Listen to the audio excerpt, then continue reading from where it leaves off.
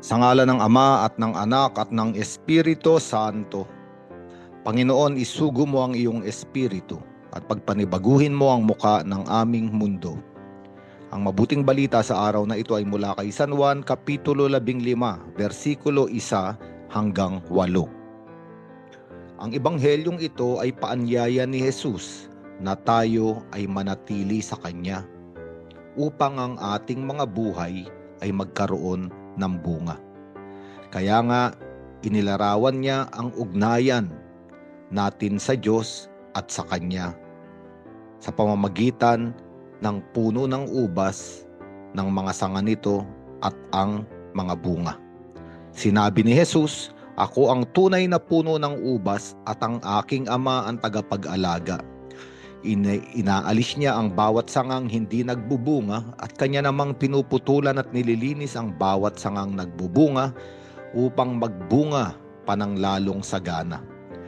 Nalinis na kayo sa pamamagitan ng salitang sinabi ko sa inyo. Manatili kayo sa akin at mananatili din ako sa inyo. Hindi magbubunga ang sangang hindi nananatili sa puno. Gayon naman, hindi kayo magbubunga kung hindi kayo mananatili sa akin. At ang pinag-uusapan ay kung bakit hindi nagbubunga. At binigyang diin ng ating Panginoon sa ebanghelyong ito na may mga sangang nagbubunga at may mga sangang walang bunga. At maaari nating iugnay ang larawan na ito ng puno ng ubas at mga sanga sa ating buhay.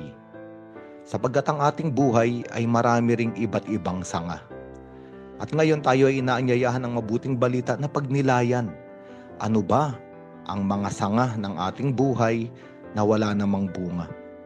At ano ang mga sangang nagbubunga? Ang ibig sabihin, ang sanga ay ugnayan. Ang sanga ay relasyon. At sa ating buhay, may ugnayan tayo sa iba't ibang tao, iba't ibang samahan, iba't ibang uri ng pagkakaibigan, iba't ibang lugar, iba't ibang koneksyon, at marami pang iba. At sa dami ng mga sanga na ito sa ating buhay, minsan ay nahihirapan tayong magbunga. Dahil kapag napakarami ng sanga, ang sustansya ay nahahati. Dapat sana ang sustansya na tinatanggap ng puno ay nakatuon doon sa mga sangang dapat magbunga, ang mga pinakamahalagang sanga. Ngunit ang nangyayari sa kasamaang palad, nakukuha ng mga sangang hindi nagbubunga. Yung dapat ay mga sasangang nagbubunga. At nililinaw ng ebanghelyong ito ang isang mahalagang panukala. Atin ngayong hingin sa Panginoon ang kaliwanagan upang makita na natin yung mga sangang dapat panatilihin sa ating buhay at yung mga sangang dapat nang putulin. At simple lang naman ito. Makikita natin yung mga bagay na dapat natin pagtuunan ng pansin ayon sa kalagayan natin sa buhay. Ang isang ama, ang dapat niyang pagtuunan ng pansin, pagbigyan ng kanyang oras, ng kanyang lakas, ng buo niyang kaisipan ay ang kanyang asawa at mga anak. Sa makatuwid ang tahanan. Kapag ang isang ama ay may iba't iba pang sanga-sanga sa kanyang buhay, mga lumang kaibigan, mga bagong kaibigan, mga iba't ibang samahan na kanyang sinasamahan na nakakakuha ng kanyang panahon, ng kanyang pag-ibig na sana ay nakatuon lamang sa kanyang pamilya, totoo, dapat magdesisyon ng isang ama na ito. Putulin yung mga sangang hindi nagbubunga upang magbunga yung kanyang ugnayan sa kanyang asawa at mga anak.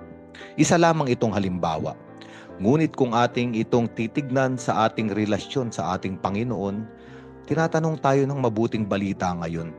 Ano ba yung mga sanga na nakakaagaw ng ating panahon, ng ating oras, ng ating pag-ibig, ng ating lakas? Kaya hindi natin na itutuon ng mga ito sa paglilingkod, pagsunod at pag-ibig sa Diyos. Kailangan nating pag-isipan at kailangan nating putulin.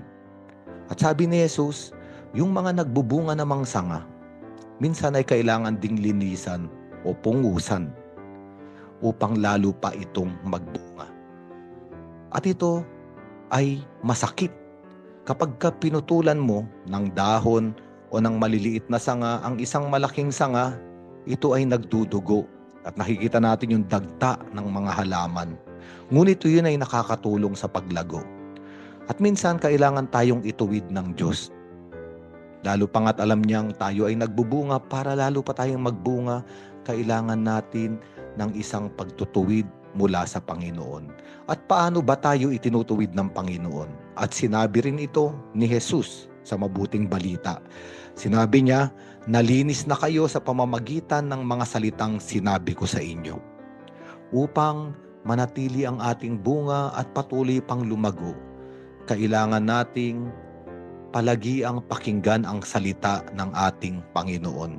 Ito ang naglilinis sa atin. Ito ang dumadalisay sa atin. Kaya naman sabi ni Jesucristo, ang nananatili sa akin at ako sa Kanya, ang siyang nagbubunga ng sagana, sapagkat wala kayong magagawa kung kayo'y hiwalay sa akin. At ito ay isang napakagandang kaliwanagan para sa atin. Wala tayong magagawa sa buhay na ito kung hiwalay tayo sa Diyos. Ano man ang ating kakayanan, ano man ang ating karunungan, ano man ang ating katalinuhan, ano man ang dala ng ating pangalan, wala itong patutunguhan, walang bungang matitikman. Maaring ang bunga ay maasim at mapait kung tayo ay hiwalay sa Panginoon. Kaya nga tayo ay inaanyayahan ng totoong puno ng ubas, ang ating Panginoon, na tayo ay manatili sa Kanya upang ang buhay natin ay totoong magkaroon ng maraming bunga. Sa ngalan ng Ama at ng Anak at ng Espiritu Santo.